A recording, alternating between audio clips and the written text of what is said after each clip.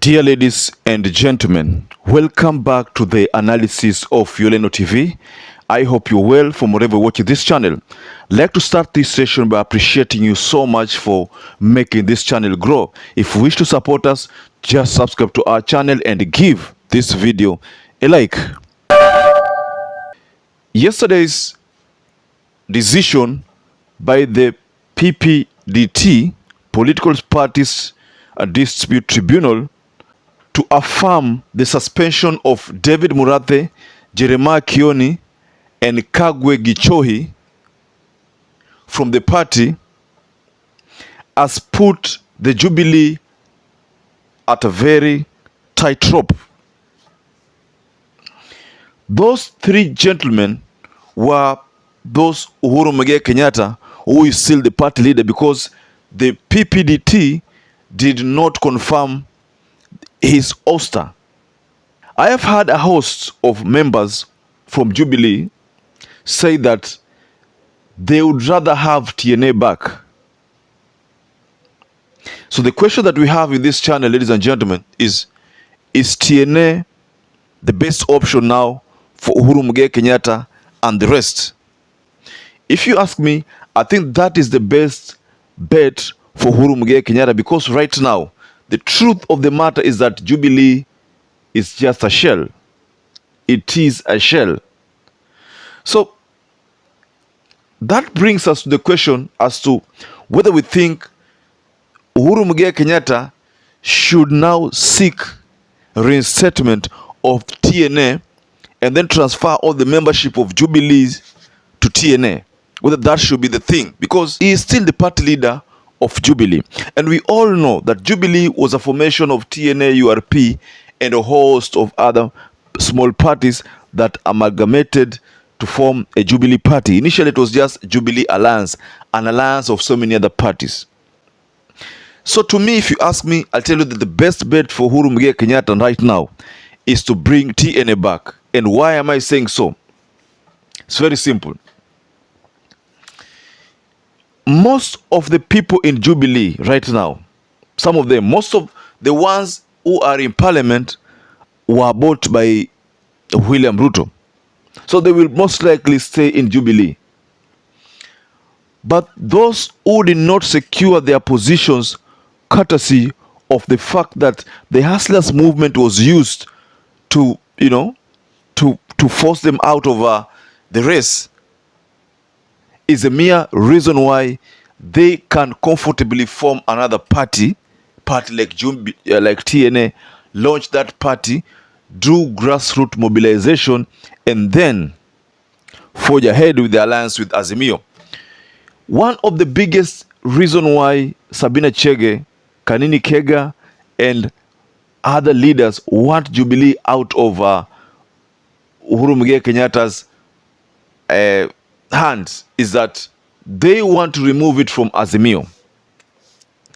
So because they want to remove it from Azimio, and because right now the PPDT has sided with the registered political parties, there is no any other organ. I don't know whether it's allowed to appeal that decision.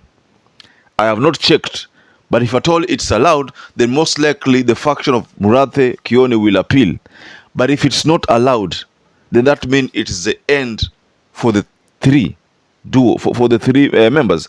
So they are now simply members because they were suspended from office, but I doubt whether their membership was suspended. It is just suspended from office, so that the people who are supposed to take over those mantles or those leadership positions are Kega and others. So the best thing that UHURU should do right now is to bring back TNA. There's a time I said in this channel that TNA is the best option for UHURU right now, because he formed it, marshaled all the Mount Kenya people to it, and they agreed with him. Right now, if UHURU KENYATTA brings it back, does a launch of the same that he did like that last time, and right now, especially now that Mount Kenya people are not happy with the Kenya Kwanza regime, most likely Mount Kenya people will want to stick to UHURU. rather than sticking with Rigathi Gachagua, who has literally called the hustlers there walevi. He even went to an extent of saying that hawana kura na hatuhitaji kura zao. There was a time that video surfaced, ladies and gentlemen. So it is very easy for Uhuru Muigai Kenyatta to form another party and finance that party till the time when now that party is strong, and assume maybe deputy or assume party leadership position until when the time it is strong, and then hand it over to the people he prefers. That is KIONI, MURATHE, and Kagwe Kichoi. I don't know, that should remind you that Kanini Kega and Sabina Chege are the biggest beneficiary of Jubilee. Yes, that is something I can remind you about. They are the biggest beneficiary. So soon after they benefited from this nomination exercise, they decided to fight Uhuru Muigai Kenyatta, who was honest to award them with those positions because he knows that he nurtured them. But then what they did was to fight Uhuru Muigai Kenyatta by going to bed with the Kenya Kwanza people.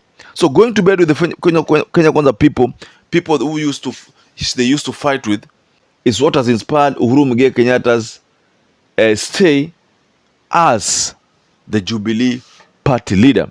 So I don't know, I'm just trying to imagine, is it that the deputy party leader, the secretary general, who calls for these party meetings? Because if they were suspended, the three, but I have not seen in this ruling where Uhuru Muigai Kenyatta is pronounced to have been also suspended, because you also know that they appointed Sabina Chege in an interim capacity. So I don't know whether that still is the case. But from the ruling that was issued, most likely Uhuru Muigai Kenyatta is still the party leader. I think that is the case as far as this matter is concerned, because only the three who have been confirmed to have been suspended completely. So if this suspension is actualized, I don't think Jeremiah Kioni, MURATHE, and Kagwe will want to face the disciplinary committee of the other Jubilee faction. They will not want to do that, and because they won't want to do that, that's the reason why we are going to find ourselves in a new party. And I think Uhuru Muigai Kenyatta should do that, and it's earlier the better. I know that Rigathi Gachagua, Ruto will grace that Jubilee meeting that is scheduled by Kanini Kega and Sabina Chege. I know they will grace it. But also I know that if Uhuru Muigai Kenyatta decide to take it upon himself to form another party, a party that is going to be a Mount Kenya party most likely, but it will be marketed across other regions. If he does that, then I think it will have a positive impact on his side. Dear ladies and gentlemen, can you tell us what you think about that stand, whether Uhuru Muigai Kenyatta should go for TNA, or Uhuru Muigai Kenyatta should just assume that position and just like he did when he was during the five years whereby ulikuwa inasemekana Jubilee kutana, lakini Jubilee haikuwa inakutana. So I don't know kama he should continue with that by saying that Jubilee haikutani, ili watengeneze chama nyingine. Hiyo chama kishatengeneza ndio wa market hiyo chama nyingine, because one of the agendas za hii Jubilee ya sahi ni kwamba wanataka kutoka Azimio, na watatoka Azimio, na kwa sababu wanatoka Azimio na Uhuru Muigai Kenyatta hakutaka kutoka Azimio, sasa yeye afadhali atengeneze chama nyingine, na hiyo chama nyingine join Azimio, wawe members of Azimio. So I think that is will be better informed if that is the way it's done. And I think going forward now, if that is done, then Azimio will still be strong, because we know that all the people who are allied to KIONI's Jubilee are all in support of Raila Amolo Odinga. They are all in support of these movements, the maandamano and the like. But all those people allied to Kanini Kega and Sabina Chege, they are not in support of Azimio. They are not in support of the quest to have the high cost of living, because all of them voted for the Kenya Kwanza regime, during the finance bill voting. So they voted for that regime. So they will most likely stick to the faction of Kenya Kwanza by refusing to participate in Azimio's agendas. So dear ladies and gentlemen, kindly tell us below the comment section there. But the only challenge here is that if Azimio decide that, if Jubilee decide that they want to exit Azimio and probably be in Kenya Kwanza, then the minority chief whip position hiyo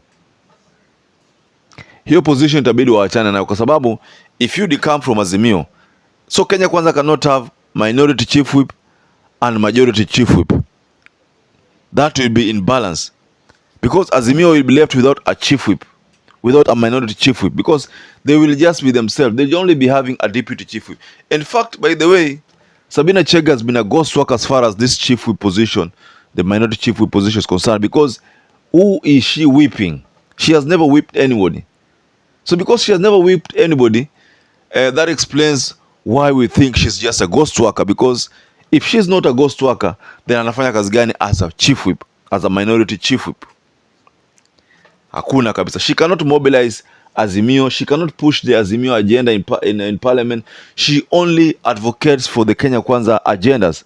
So she, as a minority chief whip and the majority chief whip wanakutana kando, wanaamua venye wanaamua, wana mobilize Kenya Kwanza.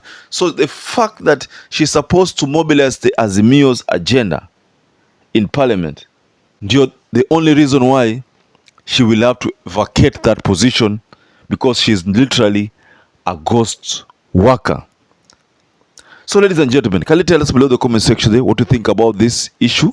And also, I'd like to urge you to stay safe and stay blessed until we catch up again in our next analysis.